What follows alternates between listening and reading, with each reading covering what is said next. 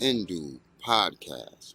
Good morning, Adobians. Hey, what's going on? I'm just going to jump in here and say this is a special episode because I just had recently announced a new development in life, such as me now being engaged. Yes, that has happened. As of this recording, it happened a couple days ago. Yeah, sure. It's Sunday. So, enough people have told me that they want to hear the whole story of how it all came to be.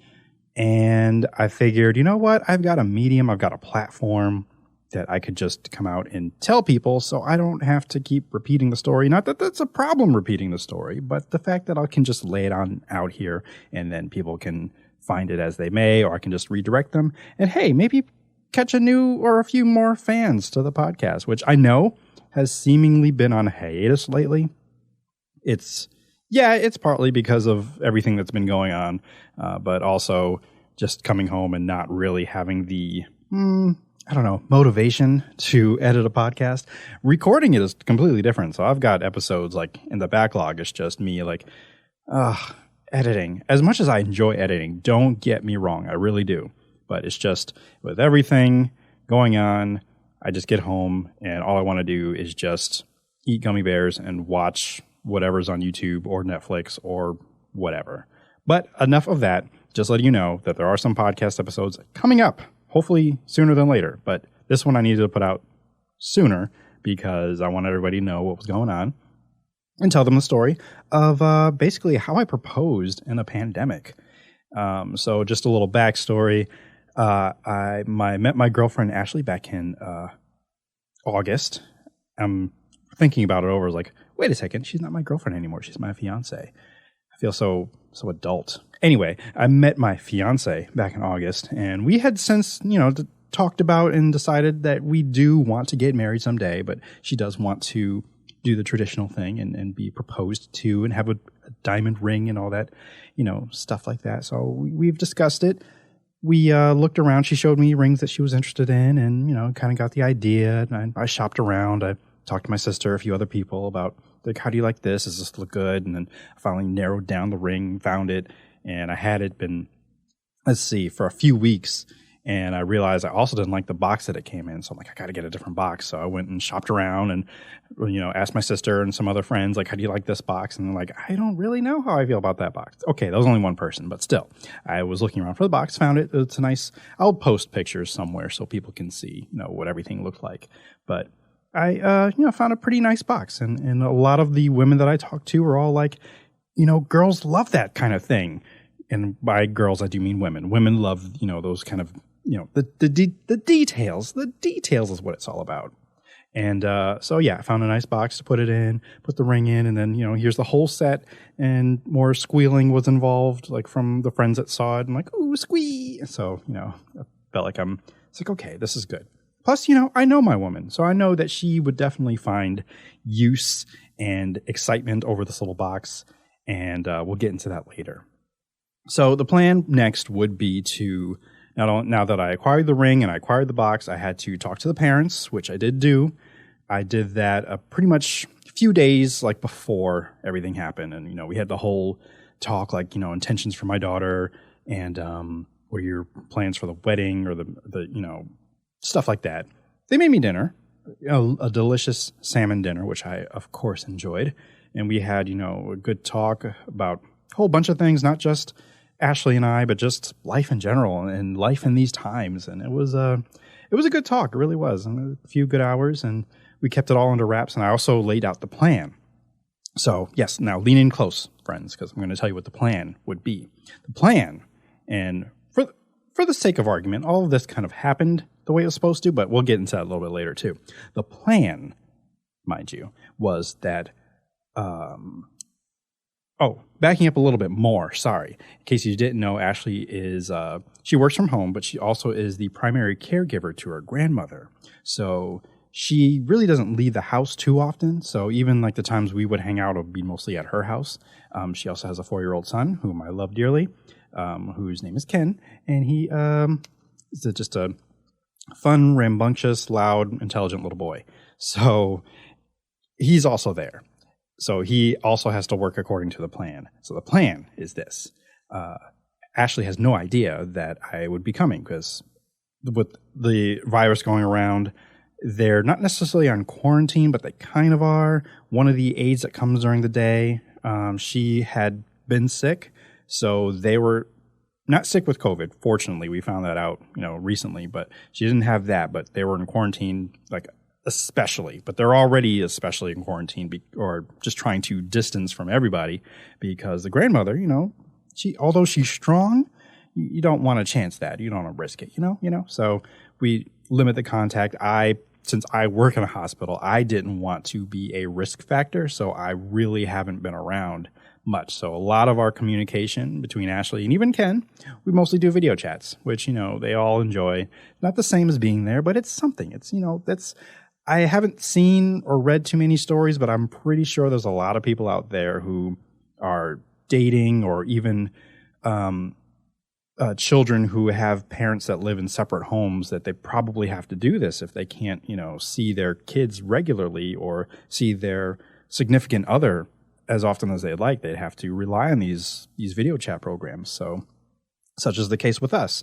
And that's kind of more or less how we've been getting along these past few weeks. It's been really difficult, but it is what it is. That's the reality that we live in, unfortunately. But this would be a, surprise, me just arriving and showing up.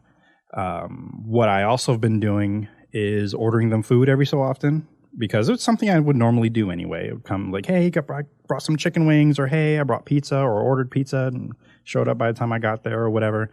That was something in the norm. So I continue to do that. And that's the other lovely thing. So just keep in mind, if you ever want to, reach out to a friend or be helpful to someone who may be in need, there are ways you can do that. You can order DoorDash, you can order like Domino's or whatever, some of these delivery services, and you don't actually have to be there. I don't know if people are doing that if they aren't, but it's just an idea if you want to help somebody out.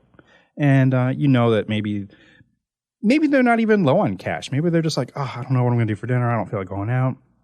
And just go ahead, order them some food. Maybe first you might want to check that they want whatever food you're trying to order them and get their order first. So you're just not surprising them with multiple bowls of soup and none of them like soup. So, I'm just saying. But anyway, chicken wings. I told her earlier in the week, I'm going to order you some chicken wings because, I love you and I want to. And that's what's going to happen. I'm going to have it delivered, so forth and so on. So she's like, cool. So the plan, right, now back to the plan. I was going to have her parents be at her house to kind of distract her and lead her away because the door you enter into her home would be the kitchen. So I'm like, okay, now, and that's where mostly they hang out anyway. So I'm like, okay, now you, future father-in-law, you have to keep Ashley in the other room, in the living room or somewhere that she's not in the kitchen. So I can sneak in quietly. And one thing I actually forgot is how loud the door is, but whatever. But, keep her in the kitchen. I will come in. I will be on bended knee. So when she arrives back into the kitchen, I will pop the question and it'll go from there. Future mother-in-law, I would need you to have whatever device you have to record basically this whole interaction happening. So we can catch her surprise face and whatever and so forth and so on. So they're like, okay, cool. And we went over it a couple of times because she was super excited about this plan. And she's like, okay, let's go over it again. I'm like, okay, cool. And I mean, it really kind of felt like those scenes in movies where they're like, okay, so can we go over the plan again? As if later on in the movie, they explained it earlier, but we weren't there to see them explain it. And they're just about to hatch it. So yeah. So flash forward to Friday and, it's actually lunchtime. So Ashley and I talked during lunch, and she's actually having a pretty stressful day for various reasons and just a whole bunch of anxiety. Little does she know, I was also feeling that way, but for different reasons, because I'm like, hey, I'm proposing to this woman that I love today. And I'm not necessarily, I'm freaking out. It's just nerves. I'm trying to get everything right. I decided a couple of days ago because another friend asked me, was like, what are you going to say? What are you going to wear? What are you going to do? And I'm like, I didn't really put that much thought into it. And I probably should have something special to say. So I ended up writing a little thing, a short little poem. It's really kind of cheesy and corny, but that's also the kind of relationship that we have. So I know that she's going to say, wow, that was cheesy and corny, but also I love it. So I wrote out a little something And even myself, I feel it's corny because it doesn't quite have the correct rhyme scheme that I particularly care for, but it is what it is. And I only had a few days. I mean, that's not an excuse, but I just was really trying to make it work, and I will share it with you later. Don't worry. So I did that. I worked all day, Thursday and Friday, trying to memorize it to make sure I could recite it like line for line. Just let it flow smoothly and be like, hey, girl, blah-de-blah-de-blah, blah-de-blah. And then, of course, that's what the actual poem is, not blah-de-blah. I wouldn't write that in a poem. Or maybe I would call it blah-de-blah. Never mind. Moving on. So I had that written, had that ready. We talked on the phone. I had to calm her down because of the anxiety that she had for that day, for things that were going on. Her boss had let her go. Like, you can take the rest of the day off from work. I'm like, okay, good. Relax. Go watch a movie. Take a nap. Her son was out for the day. Her son was actually with her parents. So it was actually pretty perfect. The fact that her parents had her son. So then they would all come back pretty much at the same time, and they would just be waiting for me to arrive. So that kind of worked out just fine. I was able to gather my thoughts.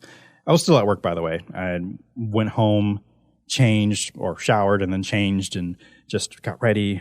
and then I ordered the chicken from our favorite wingery, and I went to go pick that up. Let future mother-in-law know, like, hey, I'm on the way. I'm like 8 minutes away. And she was like, okay, but she's in the kitchen, and she's actually cooking right now. And I'm like, okay. And by the way, she's cooking for the grandmother because she's not going to eat any of our chicken. But she's in the kitchen right now and cooking, and she's actually looking out the window. So I think you might have to park in the front of the house where she can't see you or whatever. I'm like, good idea. So I get there, get to the house, and I park in front, and I'm waiting for her to give me the word because she's texting me. I can actually see the little dots coming up, and I'm like, okay, waiting for the mark to go. And she's like, okay, come on, quickly. So I'm rushing, and I'm kind of, like in the movies, you're just kind of like hugging the walls and like looking around the corners. Like, I know she's not outside, but still, I don't want to make too much noise. None of the windows are open. I don't know why. I'm just trying to be very careful and quiet. I get up to the porch, take my shoes off because we do that, and sneak inside. Unfortunately, what I had meant before about the door, I kind of forgot how loud the door is. So I open the door because it's a loud door, and it just makes egregious amounts of noise. So I get inside, and her mom is kind of just looking at me and kind of like grinning or whatever. And then I can overhear talking in the other room. I just can't even, I've got a coat on. I left the chicken outside, by the way, with my shoes because I'm like, there's more important matters right now. So I get down on my knee, and all of a sudden I'm hearing Ken come around the corner. And then he's like, I didn't know T was coming. And I mean, little boys like this really only have maybe a couple notches of volume. There's like outside voice and then inside outside voice. And maybe what they attempt to be, what is a whisper, which ends up becoming their inside voice.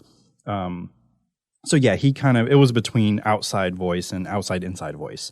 So it was loud enough basically that Ashley heard me from the other room. So Ashley later tells me and thinks like, oh, so I didn't know T was coming, but he is coming, and I guess he's delivering the chicken because, like I told you, she knew I was bringing the chicken, or rather she knew I was ordering her chicken. She just didn't know I was dropping it off.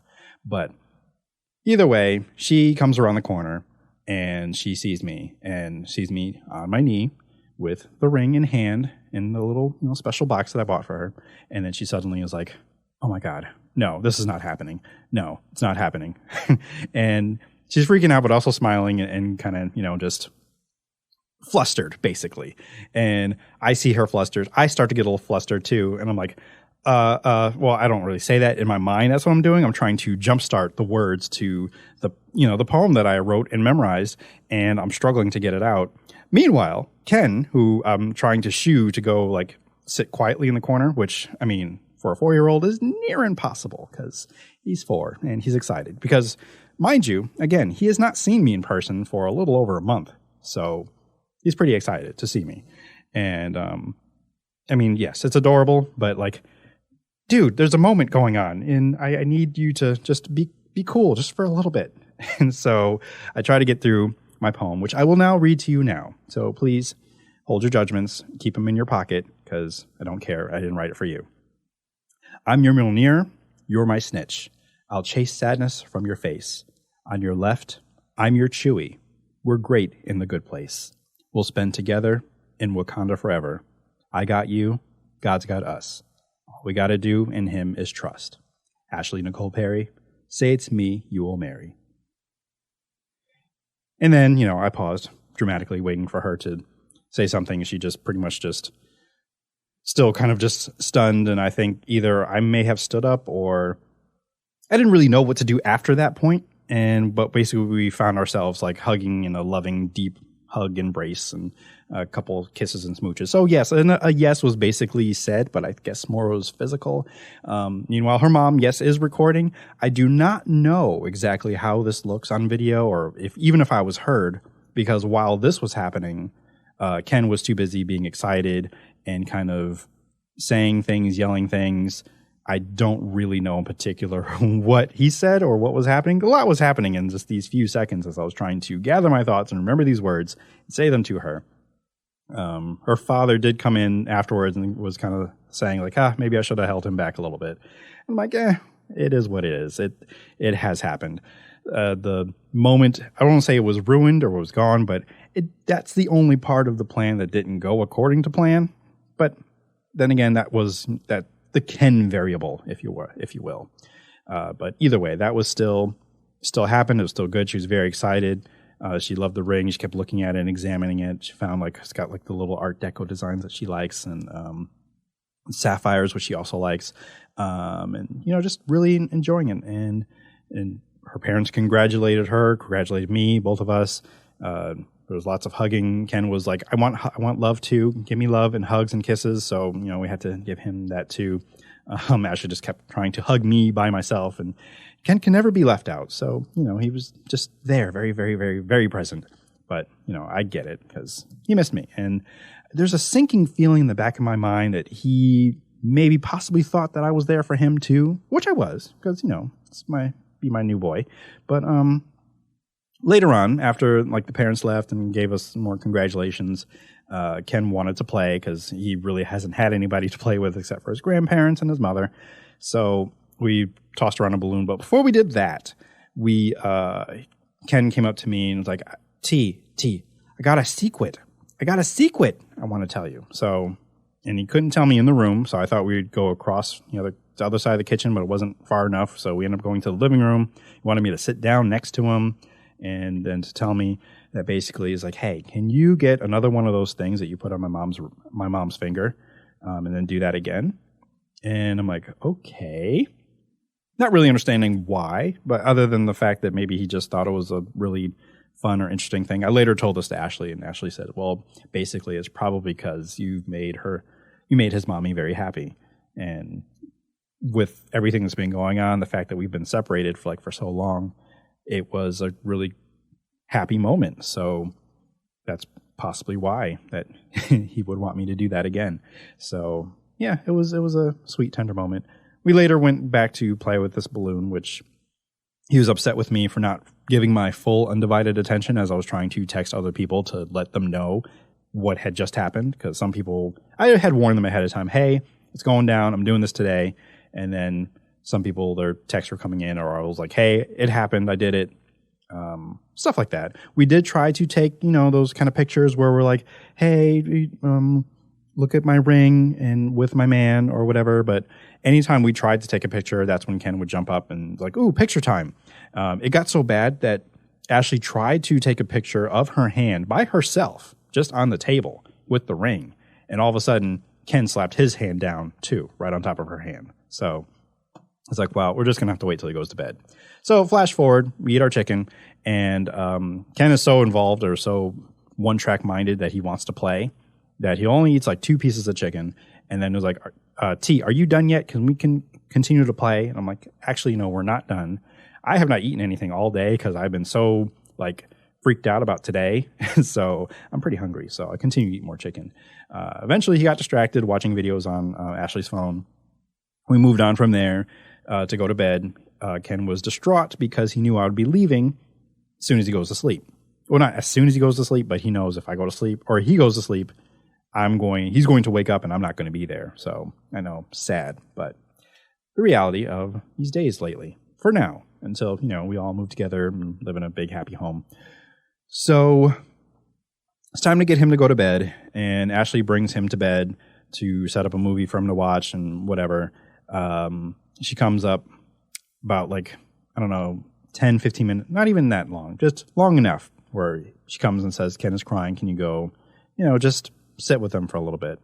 So I go to his room, go lay down. I find him actually in his bed crying. Movie is playing. So I just go lay down next to him and, just put my arm around him. He calms down. We watch the movie. It's the Willoughbys, by the way. I come in somewhere in the middle, so I have to go back and watch it from the beginning because it was pretty good what I saw. So I got to go watch it from the beginning. Anyway, we watch that.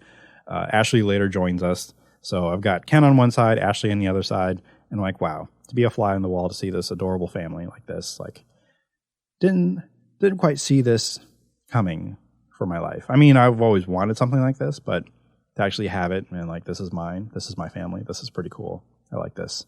So it was nice. It was a nice moment. Eventually Ken did go to sleep, but it wasn't until after the movie went off. And then he goes to sleep. Ashley and I go back to the other room to just sit and be alone by ourselves and kind of just talk to each other about the day. And then Ashley has questions. So what did you say to my parents? Or what did they say to you? Because I told her, hey, I did go see your parents earlier this week. We had an amazing salmon dinner. It was delicious. You missed out. The salmon was so good. Your mom really, put her kneecaps in it. So, but she wanted to know what her dad said, what her mom said, and she was upset with us because we had all talked to her and all had seen her. We video chatted earlier that day, and I saw that she had a bonnet on. So I'm like, oh my God, I hope she doesn't have the bonnet on later. But she didn't. But still, she was like, you could have told me to at least get dressed or something. It's if I told you to get dressed, you would have known that something was up. And don't say that you wouldn't, because you always like to figure things out. So that's why I didn't tell you anything. I always told you is that chicken was coming. I didn't say who was bringing it. I didn't say it was, whatever. So that's why I didn't tell you. That's why they didn't tell you, because you like to be nosy. So that is that. So she pouted, but also just kind of just snuggled up next to me because it's been forever since she's been able to do that. And it was just a really good evening. We continued to just chill, and we watched a documentary on Maya Angelou, which she had already seen. I hadn't and wanted to, but she had already started watching it on my Netflix account. Sorry, let me calm down. And then I think we started watching Community, but she was super sleepy because she had a super long day. So she didn't really get that far into it, but it's okay. I'm hoping I maybe made a fan out of her, because I know I did that with The Good Place, but at least hopefully maybe she'll come around to Community. Maybe, we'll see. It's still early in the game for that one.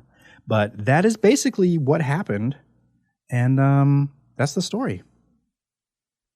So yeah, I was asked by several people to tell that story, so here it is. So I don't have to tell it again. Not that, again, I don't have a problem, just that it's here. So you can come listen whenever you want. And I thank you so much for listening. I thank all those people for encouraging me to do so. I thank all the support I've had this past couple weeks, just trying to get all this together, just to, profess my love and commitment to this beautiful woman who I said I liked it and I wanted to put a ring on it. So I did.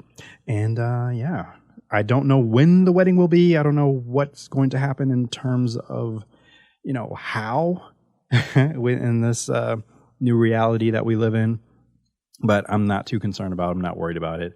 Can easily just say, hey, Dad, can you just, make this happen? And he'd be like, no problem, because, he's a pastor, all that good stuff. So not worried about that. That will happen in its due time. And if anybody wants to donate to our registry, I think we'll have to set that up soon. I don't know. We'll get to that some other time. But in the meantime, I'm hoping that this story maybe brought some light and some joy, some happiness in such dark, dismal times. I know it's difficult for a lot of people. Believe me, I know. I really haven't gone to anybody else's house. I mean, aside from this week, I've only gone to 2 other people's houses, but that was all kind of planned. Like all of this, like my plan to propose to her was going to happen regardless of this pandemic that we're in.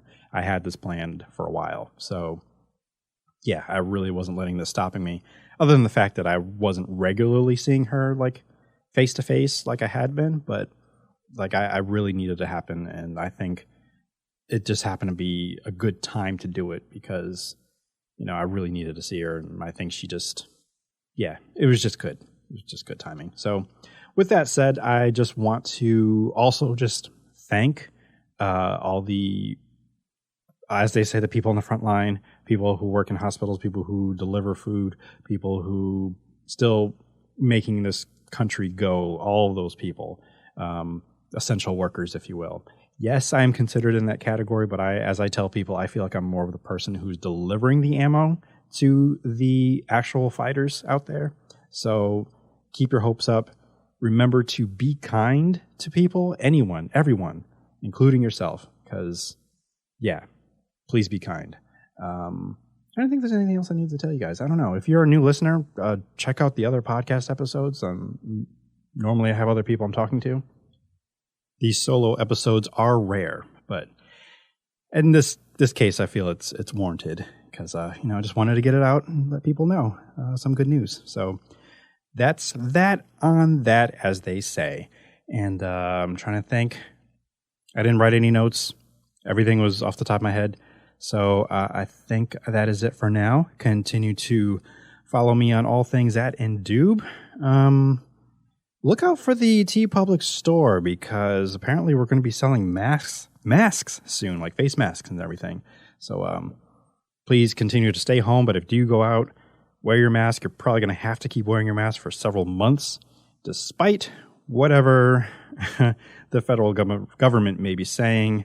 It's just safer that way. It's actually safer if you stay home, but I understand you have to go out to, I don't know, escape insanity rather. But please be safe. That's really what I'm stressing for you to do, just to be safe.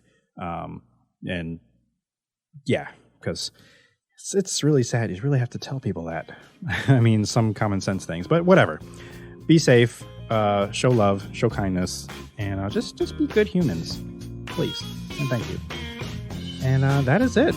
Thanks so much for listening. And if you'd like to share with your friends, please do so. And you can find me at Indube on all platforms, basically.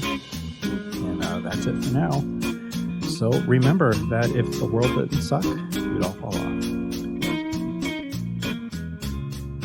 Thanks for listening to the Indube podcast, which was recorded from the south side of Wakanda in Little New Indubia on the corner of T'Chaka and MLK Drive, and is part of the Indube network. Want more Indube? Follow on Instagram and Twitter at Indube, and on Facebook at IndubePod. You can contact us and send Ask Indube questions by emailing indubepod@gmail.com. Want to support or donate? Find the TeePublic store or become a patron on Patreon, where subscribing gives you perks and extra things from the Indube network.